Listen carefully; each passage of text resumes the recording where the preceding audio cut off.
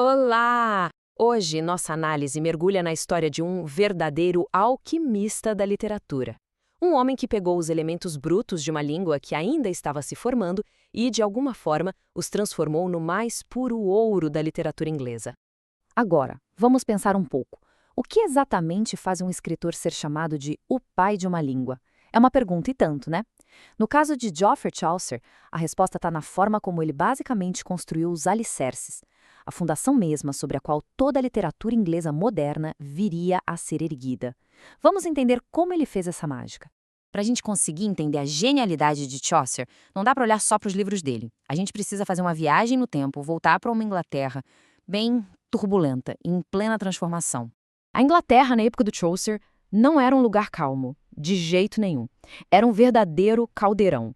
Uma mistura fervilhante de tradições antigas e ideias novas, onde uma identidade nacional inglesa estava, sabe, lutando para nascer.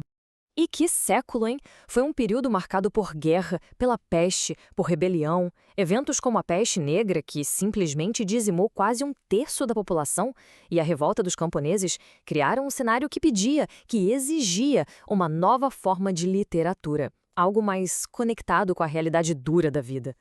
E olha que interessante, no meio dessa confusão toda, a própria língua inglesa estava sendo forjada. O chamado inglês médio, que era essa fusão fascinante de uma estrutura germânica com um monte de vocabulário vindo do latim, começou a tomar o lugar do francês da corte e do latim da igreja.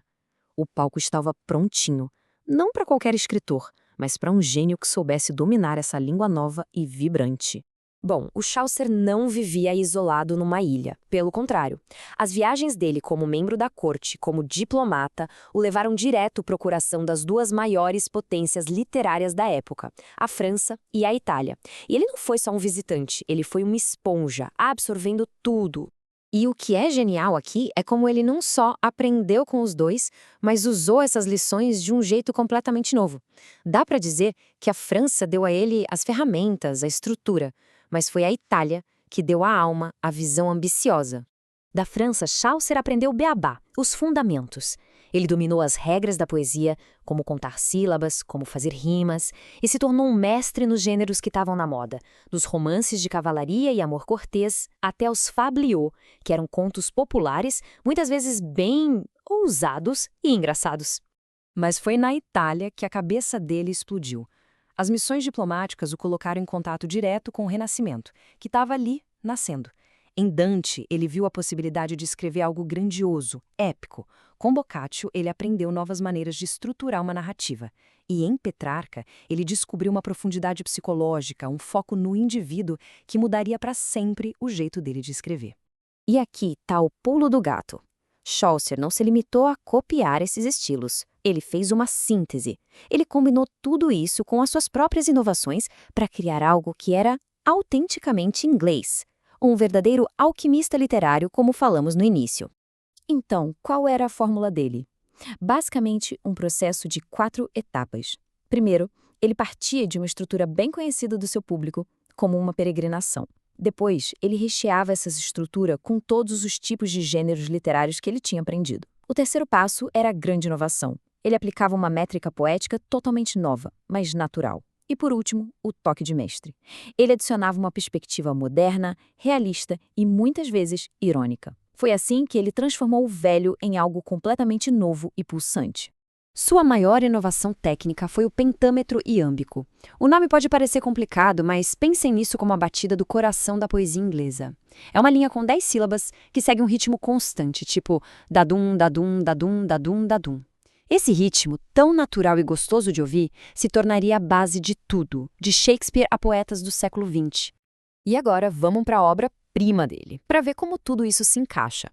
Os Contos da Cantuária usam esse novo estilo para pintar um retrato, uau, panorâmico e muito satírico da sociedade da sua época. A premissa da obra é genial de tão simples. Um grupo de peregrinos de todas as classes sociais viajam junto e cada um conta uma história para passar o tempo. Mas o que é revolucionário é como cada conto revela com perfeição a personalidade de quem está contando. Chaucer não era só um contador de histórias. Ele era um psicólogo mestre, capaz de revelar a alma humana com uma precisão impressionante. Do clero corrupto aos comerciantes espertalhões, ninguém estava a salvo do olhar afiado e observador dele. Cada peregrino ali é um universo inteiro. E este trecho ilustra de forma brilhante a sutileza da sátira dele. Ao descrever a prioresa, ele nota que ela compadecia-se mais dos cachorrinhos que dos pobres. Com uma única frase, ele expõe a vaidade e a hipocrisia dela, não dizendo diretamente, mas mostrando através das ações dela. É genial. E o que faz a crítica social dele ser tão poderosa até hoje é o equilíbrio. Ele expunha as falhas de todo mundo, da nobreza, do clero, dos comerciantes, dos camponeses, com a mesma inteligência afiada. Ninguém escapava. Essa imparcialidade permitiu que ele criasse personagens que parecem gente de verdade, sabe? Cheios de contradições e não meras caricaturas. Através desse elenco incrível de personagens, Chaucer criou na prática a primeira grande comédia humana em inglês.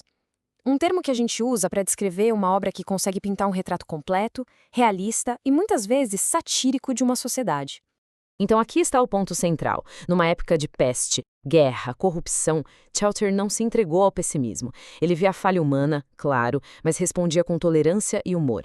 Ele condenava o pecado, mas sempre abraçava o pecador.